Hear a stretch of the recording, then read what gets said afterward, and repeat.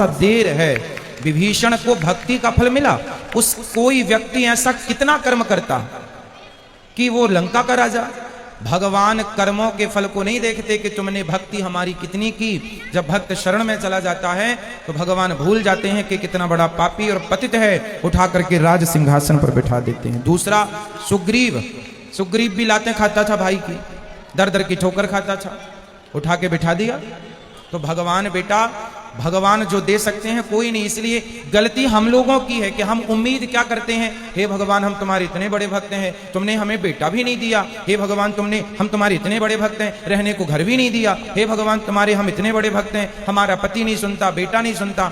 भगवान की भक्ति का मतलब ये नहीं कि तुम्हारा बेटा सुने, तुम्हारी बेटी सुने, तुम्हारा घर बन जाए। जो भाग्य, सुदामा ने सारी जिंदगी गरीबी देखी है। क्या सुदामा से बड़े भक्त आप और हम हैं? क्या हो सकते हैं? नहीं। लेकिन सुदामा से ज्यादा हमारी शिकायतें हैं। सुदामा की तो एक भी नहीं थी। सारी जिंदगी भीख मांगकर गुजारा किया, सारी जिंदगी भगवान की भक्ति की, और मांगने नहीं गए, 4 मुट्ठी चावल अपनी हैसियत के अनुसार देने गए। जब सारी जिंदगी उन्होंने भक्ति की और फिर भी गरीबी में रहकर शिकायत नहीं की, तब भगवान ने देखा कि भक्त पक्का है।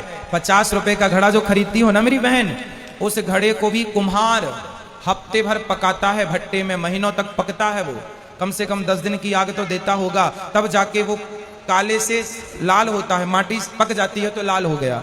अरे घड़े को भी पकने के लिए आग में उसे डालना पड़ता है। तो भगवान जब अपने भक्त को पकाएंगे तो थोड़ा तो दुखों की आग में तपाएंगे कि देखें कितना कच्चा कितना पक्का। इसलिए हर हाल में गोविंद का स्मरण करो और ये मत कहो कि हमें भगवान से कुछ चाहिए।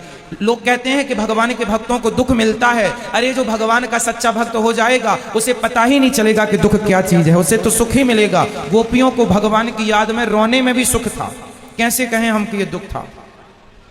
इसलिए जो हो गया उनका, वो दुख तो है ही नहीं।